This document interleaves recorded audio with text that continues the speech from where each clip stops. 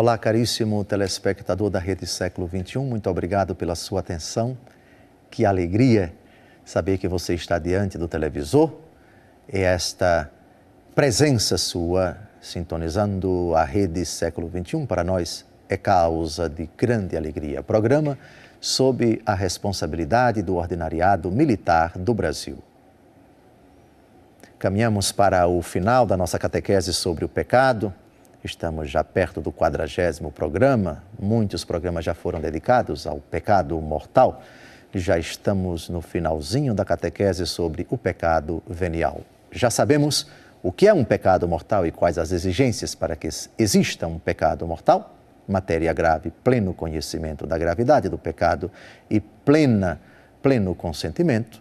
Sabemos o que é um pecado venial, quando a matéria é leve ou quando a matéria é grave, mas cometido sem pleno conhecimento da gravidade do pecado e sem pleno consentimento.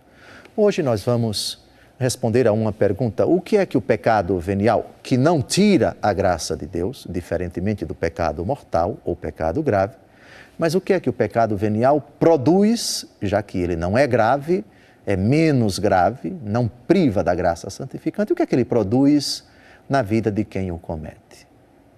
Responde o Catecismo da Igreja Católica, 1863, os efeitos do pecado venial na vida da pessoa.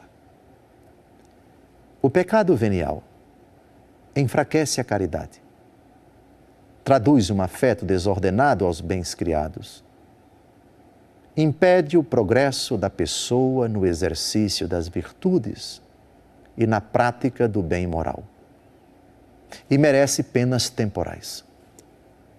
O pecado venial deliberado e não seguido de arrependimento dispõe, pouco a pouco, para cometer o pecado mortal. No entanto, o pecado venial não quebra a aliança com Deus e é humanamente reparável com a graça de Deus. Não priva da graça santificante, da amizade com Deus, da caridade, nem, portanto, da bem-aventurança eterna. Sim, é verdade, ele não é grave, ele não é mortal.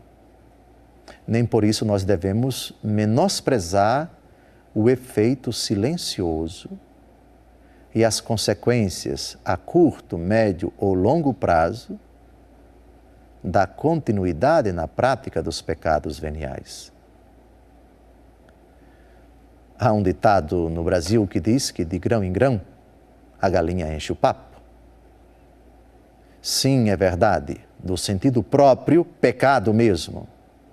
É São João Paulo II quem diz, na Reconciliatio et Penitência, um documento fascinante sobre a reconciliação e a penitência, onde ele trata longamente da gravidade do pecado e da distinção entre pecado grave ou mortal e pecado leve ou venial. Não se pode menosprezar o pecado venial, deve ser combatido com a oração, com a penitência, com a confissão frequente, com o sacramento da Eucaristia e tantos outros meios espirituais, porque ele cometido, reiteradamente cometido, pode predispor uma pessoa a cometer o pecado mortal.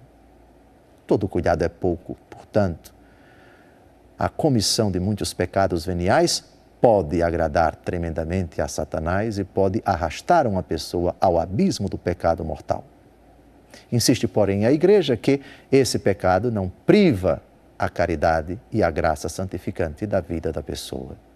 Malgrado isto, deve ser combatido com os meios espirituais, a armadura do cristão, para que a nossa vida seja sempre pura, santa e imaculada aos olhos de Deus, que nos reservou para o céu, onde não há vestígio algum de imperfeição, o mínimo vestígio de pecado venial.